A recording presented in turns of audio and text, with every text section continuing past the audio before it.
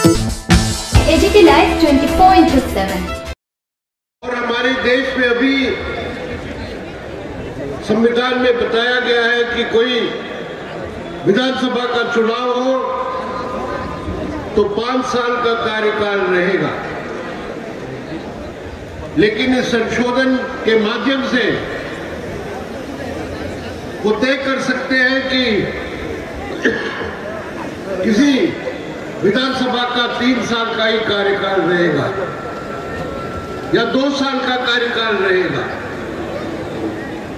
तो इस तरह जो जनता की जनवादी अधिकार है, राज्यों में विधानसभा का जो अधिकार है,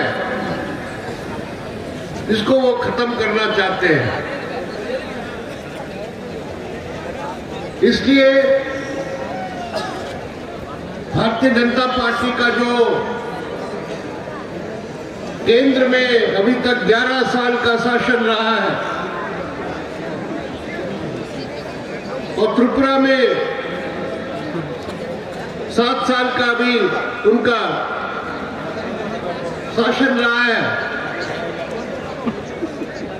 उससे हम यही सबक सीखना है कि जब तक भाजपा सरकार में है, सत्ता में है, हमारे देश में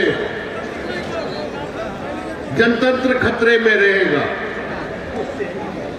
और इसीलिए मार्क्सवादी कम्युनिस्ट पार्टी तमाम सेक्युलर और जनवादी ताकतों के साथ मिलकर जनतंत्र की रक्षा के लिए संघर्ष करेंगे। दूसरी बात यह है कि मोदी सरकार का चरित्र हमारे देश में जो आरएसएस है, जो सबसे प्रतिक्रियावादी शक्ति है, जो चाहते हैं कि हमारे देश में फांसीवादी तरीके का एक हिंदू राष्ट्र कायम हो, उसी के एजेंडा पर काम करने वाली सरकार है। और उसका परिणाम हम पूरे देश में देख सकते हैं। और त्रिपुरा में भी यही हमने अनुभव किया है। पहले जब वाम मोर्चे की सरकारें होती थी तो त्रिपुरा में कोई सांप्रदायिक तनाव और दंगे नहीं होते थे, लेकिन आज आरएसएस और भाजपा के साजिश के कारण जगह जगह पर त्रिपुरा में सांप्रदायिक लड़ाई और दंगे हुए हैं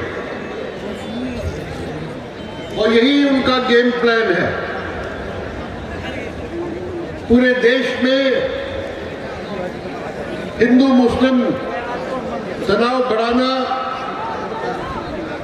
हिंदुओं को बताना कि आप इकट्ठे हो, एक हो और एक हिंदू राज कायम करना है। ये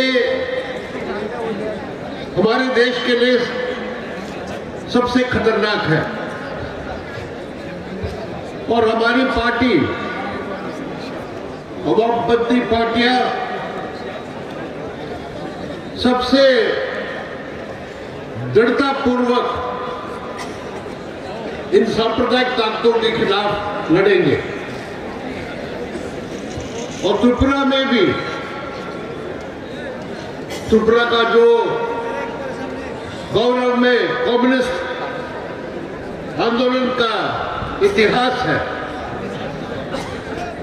जब तक हमारे पार्टी के एक भी कार्यकर्ता रहे हम इन सांप्रदायिक ताकतों के खिलाफ डट के लड़ेंगे। साथियों, भाजपा और मोदी सरकार का एक स्तंभ है आरएसएस और ये हिंदू कट्टरपंथियां, और दूसरा स्तंभ है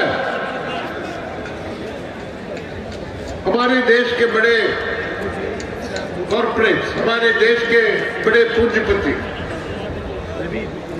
और जिस तरह मोदी सरकार ने पिछले एक दशक में आर्थिक नीतियां चलाई है, वो सिर्फ कुछ चंद बड़े पूंजीपतियों के हित के लिए रहा है। हमारे देश के अंबानी, अदानी, टाटा, बिरला वगैरह, और इस एक दशक में हमारे देश में सबसे ज्यादा असमानता बढ़ी है। 1% लोगों के हाथ में हमारे देश के 40% संपत्ति इकट्ठा हुआ है, और हमारे देश में बेरोजगारी, महंगाई और अमीर और गरीब के बीच में असमानता सबसे ज्यादा हो चुका है। त्रिपुरा में आपको अनुभव है, भाजपा जब शासन में आए थे 2018 में,